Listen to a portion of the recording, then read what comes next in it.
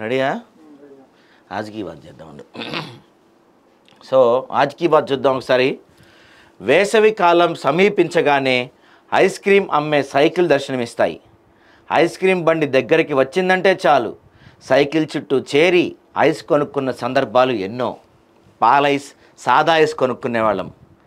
Ice cream తీయగా పుల్లగా అంటూ కేక వేస్తూ మా ఊళ్ళో సోమయ్య మామ చల్లని ఐస్ అమ్మేది. మధ్యాహ్న సమయాన సైకిల్కి కట్టి ఉండే ఐస్ డబ్బా నుండి కరిగిన ఐస్ నీళ్లు చెక్క డబ్బా మూల నుండి కారుతుంటే వాటిని చేతుల్లో పట్టుకొని జుర్రుకొని తాగేది. ఇక్కడ కూడా నేనంటే నేనే అంటూ పోటీ ఉండేది ఆ రోజుల్లో.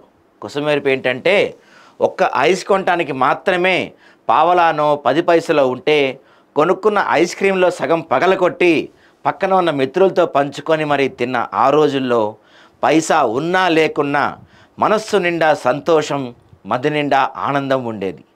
ఇప్పుడు ఆనాటి బంధాలన్నీ క్రమక్రమంగా తగ్గిపోతున్నాయి. మానవ బంధాలన్నీ మనీ సంబంధాలుగానే మిగిలిపోతున్నాయని బీవీఆర్ గారు పంపించారు. నిజంగా చాలా అద్భుతమైన లైన్స్ అండి బీవీఆర్ గారు. ఒక్కసారిగా మమ్మల్ని అందరినీ, మా ప్రేక్షకులందరినీ కూడా మీరు చిన్నతనంలోకి తీసుకెళ్ళిపోయారు, మన బాల్యంలోకి తీసుకెళ్ళిపోయారు. ఇప్పుడు ఎక్కడా వస్తున్నట్లేవు కదా అట్లాంటివి. గతంలో మన దగ్గరికి ఆ డబ్బాలు వచ్చేయండి, నిజంగా సైకిల్ మీద ఆ డబ్బాలు వచ్చేవి. పాల ఐస్ ఒకటి, మ్యాంగో ఐస్ ఒకటి, ద్రాక్ష, ఇలా రకరకాలు ఉండేవి. ఎంత ₹10, పావలా, రూపాయి, ₹2. కాస్ట్లీ ఐస్ క్రీమ్ అంటే ₹2.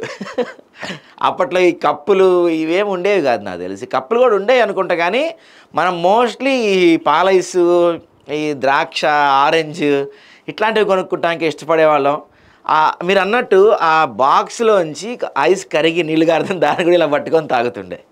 నిజంగా మనం పావలా పెట్టి ఐస్ క్రీమ్ కొనుక్కున్నా, ₹1 పెట్టి కొనుక్కున్నా ఇద్దరం షేర్ చేసుకునేవాళ్ళం ఫ్రెండ్స్ ఎవరో ఒకళ్ళు ఉంటే. తర్వాత చాలా సందర్భాల్లో ఐస్ని ఏం చేసేవాళ్ళం అంటే ఒక గ్లాస్లో పెడితే కరిగిపోతే ఆ వాటర్ కూడా తాగుతుండే, ఐస్ వాటర్ని. సో బీవీఆర్ గారు చాలా థ్యాంక్స్ అండి. ఒక్కసారి మళ్ళీ మమ్మల్ని అందరినీ బాల్యంలోకి తీసుకెళ్లారు. ఆ రోజులు మళ్ళీ రావు. ఇప్పుడు పిల్లలందరికీ ఆ ఎంజాయ్మెంట్లు తెలియదు. సో ఆ రోజులు రావు, మళ్ళీ వస్తే బాగుండని కోరుకుంటున్నా. ఎనీవే, అద్భుతమైన ఆజ్ కీ బాత్ పంపించారు ఈరోజు. థ్యాంక్ యూ అండి.